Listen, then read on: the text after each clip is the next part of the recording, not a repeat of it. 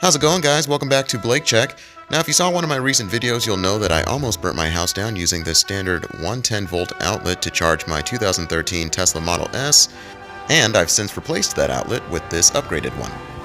I also went ahead and slapped on an extension cord, so now this is what my charging setup looks like. I even added this super cool Tesla Supercharger cutout. So problem solved, right? Wrong.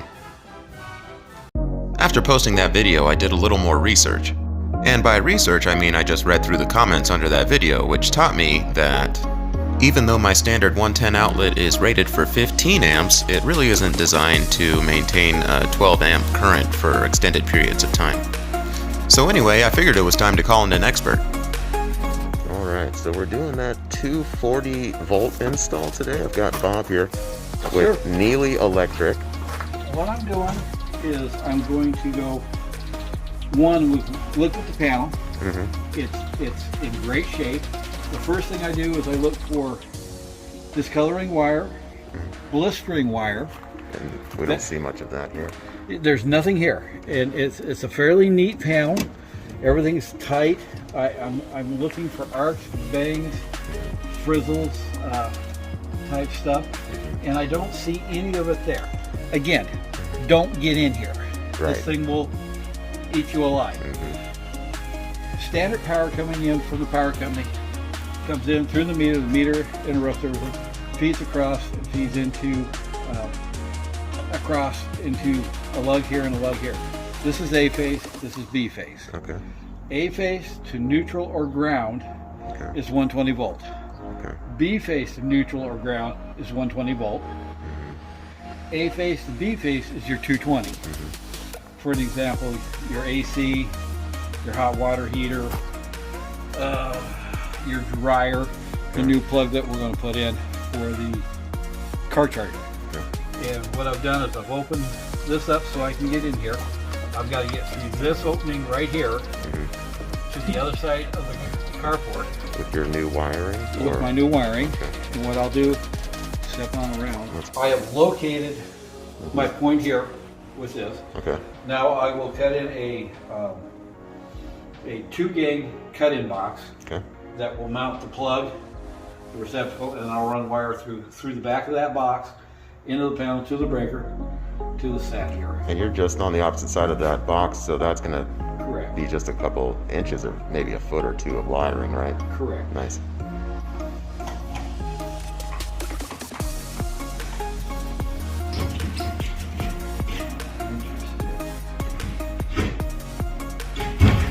Find a stud. Yep. Right there. So this is the other side of my drywall, and so we're on the garage side, and you can see that my electrical box is within about a foot of where we've gone in. So it's going to be I wouldn't call it an easy job, but it's just going to require less materials than it would if it was on the other side of my garage, like over there. So this part's pretty self-explanatory. Bob's just installing that 2-gauge box that he was talking about that's going to house the wiring and the new 240 volt outlet. So I figured now might be a good time for me to remind you guys about the giveaway that I'm currently hosting. So if you follow me on any of my social media platforms, then you already know that at just about every major milestone, I like to host a giveaway where I give away 2 Blake Check t-shirts to 2 randomly selected winners.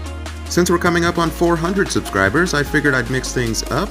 The giveaway winners this time will have the option to choose between this Blake Check tank top, this Blake Check snapback hat, or a standard Blake Check t-shirt. Entering the giveaway is super easy. All you have to do is first be a subscriber. So if you're already a subscriber, you can skip this step. And 2, comment below with your dream car. Likes, comments, and subscriptions to the channel are always welcome. They're a huge help, and they help the channel grow by making the YouTube algorithm suggest my videos to more viewers. Once we reach that 400 subscriber mark, I will contact the randomly selected winners and reach out to them so that they can choose their hat, their tank top, or their t-shirt. Now let's get back to the install. I think Bob's almost done. Green is your ground, white is your neutral, black, red, and black's A phase, B phase. Okay. So you kind of get a... So your standard 110 doesn't have A phase and B phase, does it? No, it has A phase. Okay. or B phase. And a good example, A phase, B phase, A phase, B phase, A phase. Also, my wire's a little long. I'm going to go here with the breaker. Okay. And here, I like leaving extra wire in case we got to move it. Okay. And again, when we take that apart, if we ever have to, this will go back. Okay. I don't think it's going to get in the way of anything else, right? There's nothing else down here. And you got to have this jacketing in the empty wall. Okay. It's called shielding. So. Do the smaller wires going through the rest of the house that have a similar shielding thing? Yes. Okay. They have 12 gauge wire has yellow. Oh, okay. 14 gauge wire has white. 10 gauge wire has orange. And the bigger stuff, you know, for your AC Is that gray back there? or gray.